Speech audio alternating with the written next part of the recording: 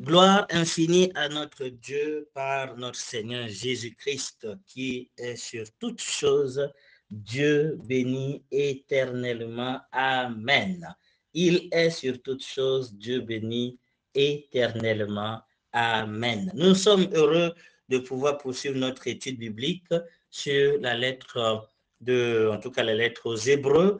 Nous évoquons depuis le début ce qui fait la grandeur, la suprématie, la supériorité de Jésus-Christ. Parce que l'objectif de l'étude, c'est en effet de montrer que Jésus-Christ est grand, il est supérieur, et donc le sacrifice qu'il a fait est un sacrifice qui est aussi grand, qui est supérieur, qui est parfait, donc comparé au sacrifice de l'Ancien Testament, voilà, auquel les Hébreux, qui étaient donc des Juifs, tentaient encore, bien évidemment, de s'attacher. Donc, il veut les amener à être rassurés, voilà, de la, j'allais dire, de la pertinence de notre foi. Donc, du fait que notre foi, elle est suffisante, nous pouvons avec grand repos, avec une paix profonde, nous reposer, nous appuyer sur le sacrifice de Jésus-Christ sans craindre quoi que ce soit, parce que ce sacrifice est parfait.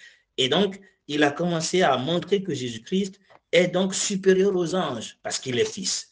Il est aussi supérieur aux anges parce qu'il s'est fait fils de l'homme, puisque c'est aux hommes que Dieu a promis donc la domination, voilà, donc de toutes choses.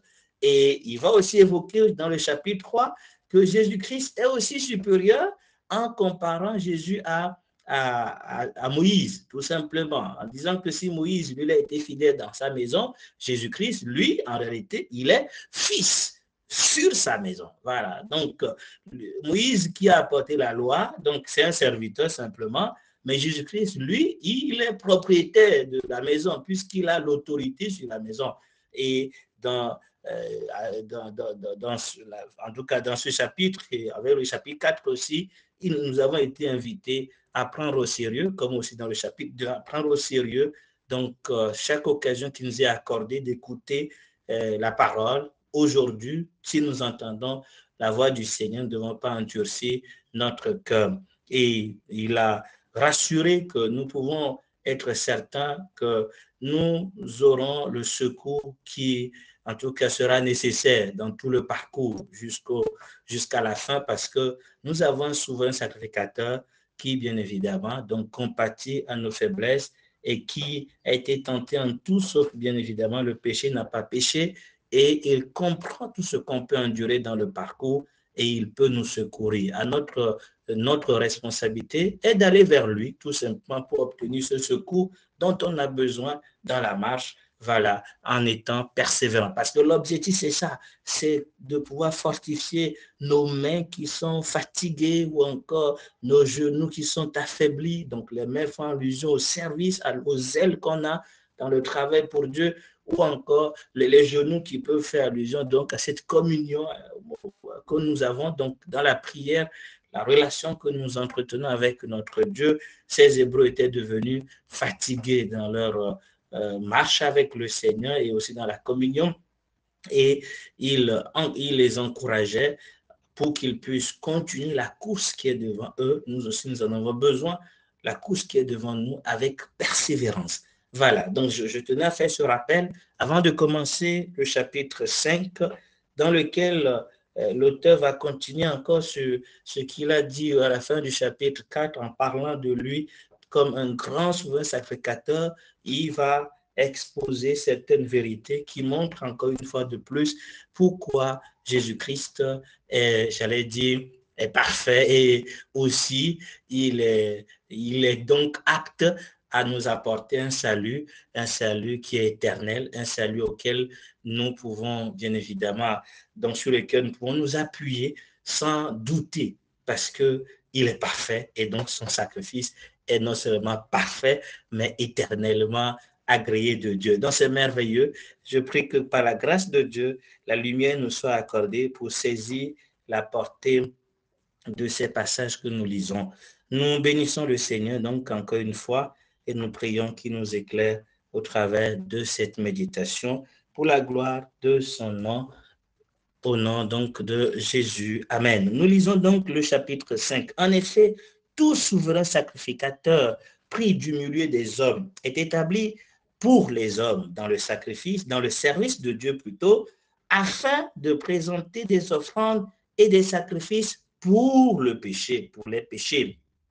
En effet, tout souverain sacrificateur pris du milieu des hommes est établi pour les hommes dans le service de Dieu, afin de présenter des offrandes et des sacrifices pour les péchés.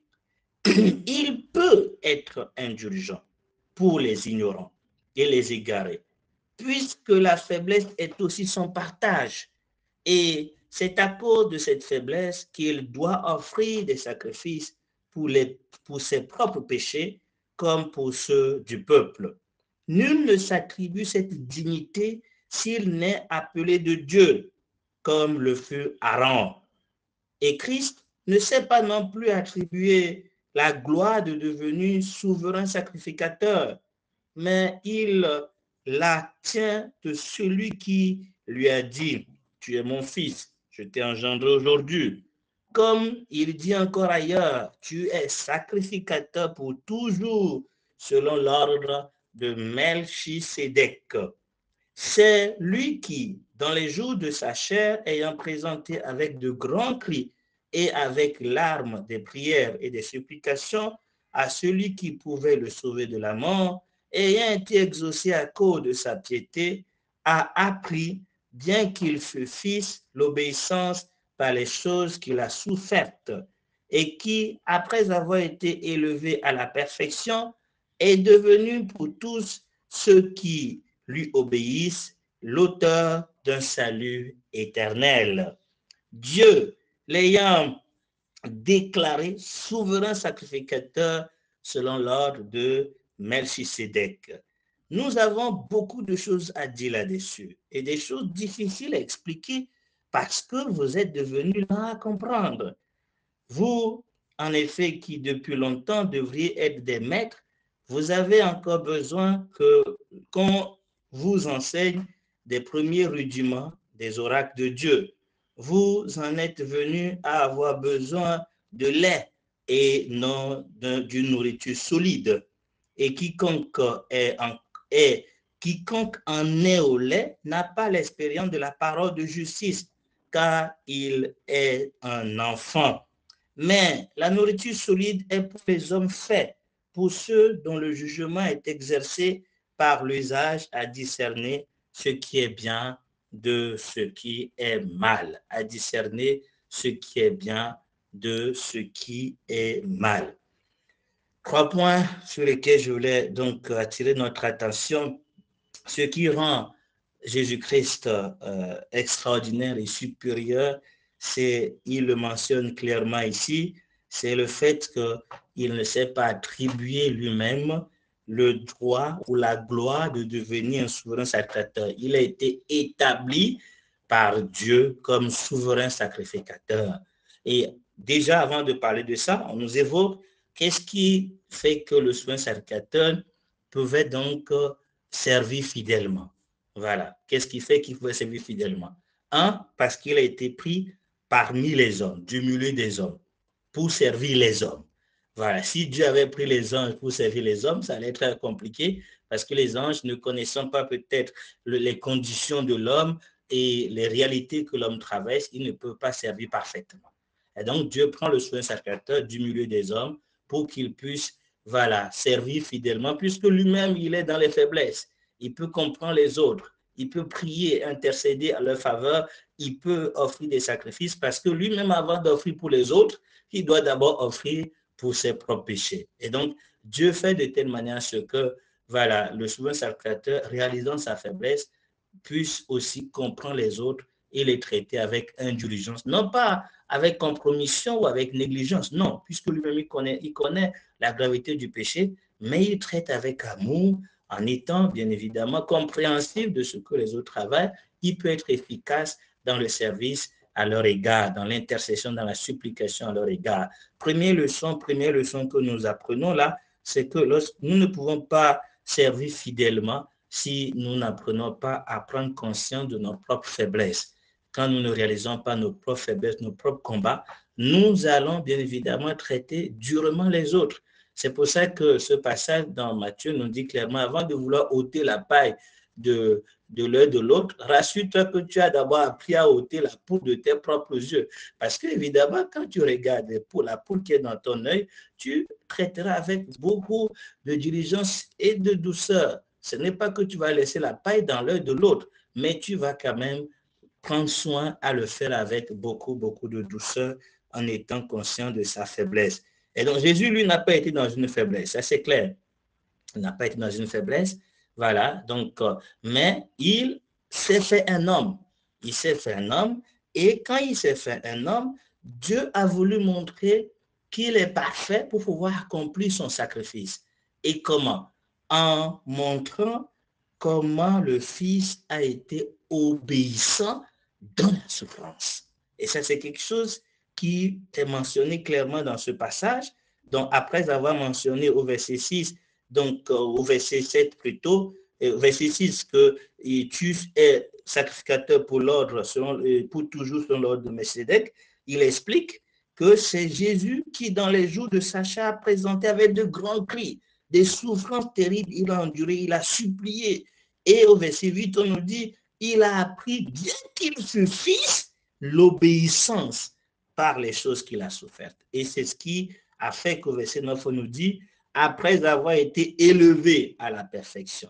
Donc, au fait, c'est l'obéissance dans les souffrances qui a démontré clairement que Jésus était parfait, si je peux formuler de manière simple. Parce qu'on a aussi mentionné ça dans Hébreux, le chapitre 2, où il dit, donc Dieu a voulu le rendre parfait au travers des souffrances. Et donc, notre perfection est démontrée par le fait que nous obéissons à Dieu, même au milieu des souffrances. L'obéissance n'a de valeur que lorsque c'est vraiment dans des situations difficiles. On peut obéir lorsque tout va bien, mais lui, il a obéi quand c'était totalement contraire à la logique humaine, quoi. Il était dans une souffrance terrible. Voilà. Donc, incompris de tous, il se soumettait à son Père. Et jusqu'à la fin, on nous dit, il a obéi, devenant obéissant jusqu'à la mort et à la mort de la croix.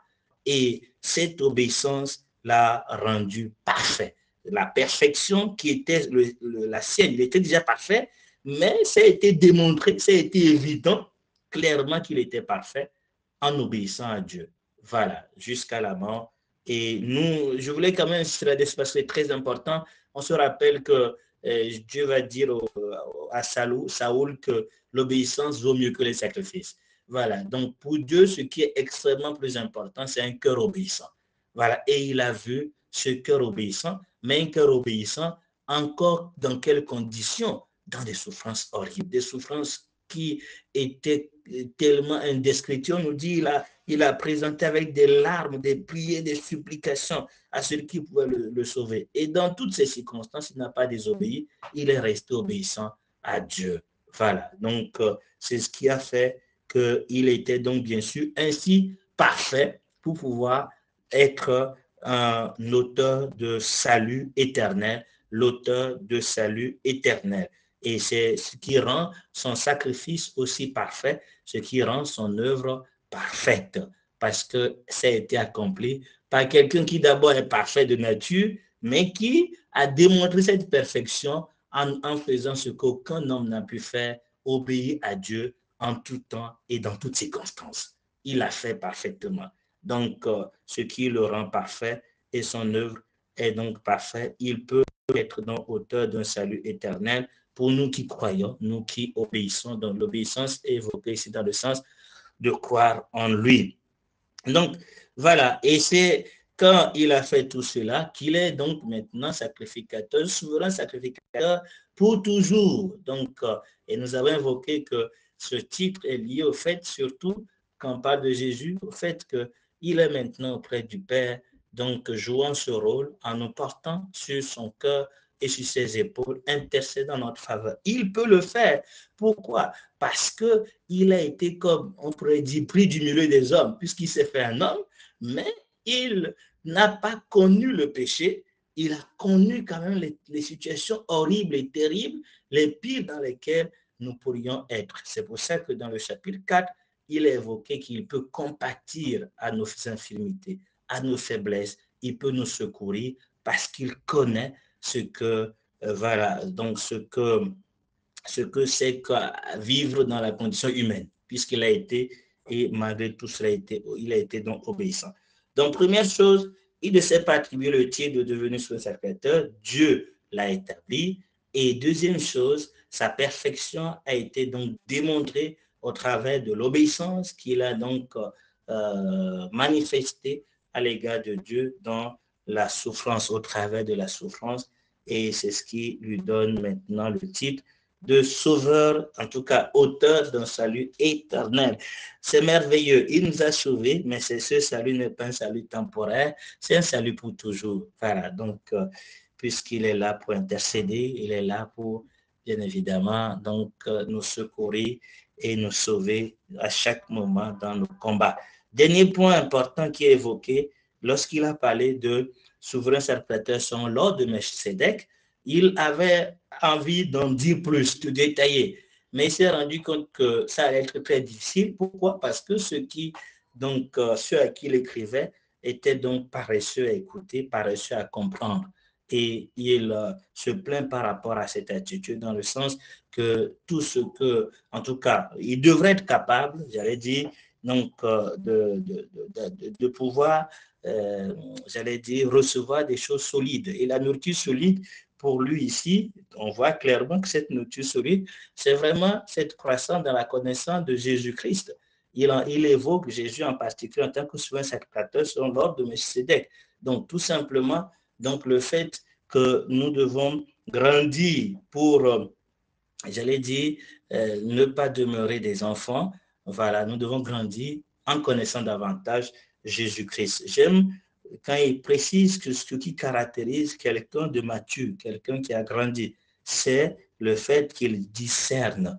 Il a le discernement de ce qui est bien et de ce qui est mal. Mais ce discernement ne vient pas tout d'un coup. Non, mais par l'usage.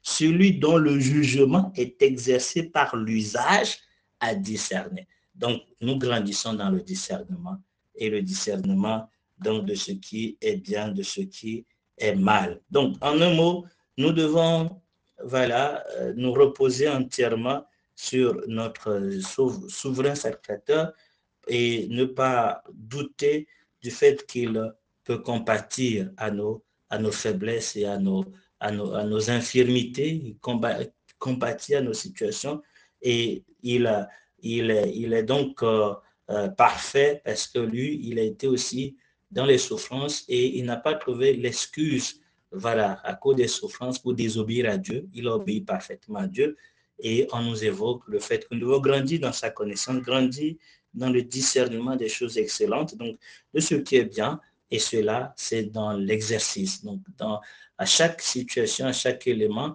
c'est-à-dire à chaque exercice avec Dieu, Dieu nous forme pour que nous grandissions dans la révélation de sa personne, dans la révélation de Jésus-Christ, et cela nous amène ainsi à discerner, à ne plus être des enfants, voilà, donc, mais des gens qui ont le discernement. Voilà, que Dieu nous éclaire davantage. Donc, je pense que au niveau des méditations, on pourra revenir. S'il y a toujours des questions, on peut s'édifier ensemble autour de ces points. Que le Seigneur nous bénisse et que son nom soit béni, son nom soit exalté pour toujours. Amen.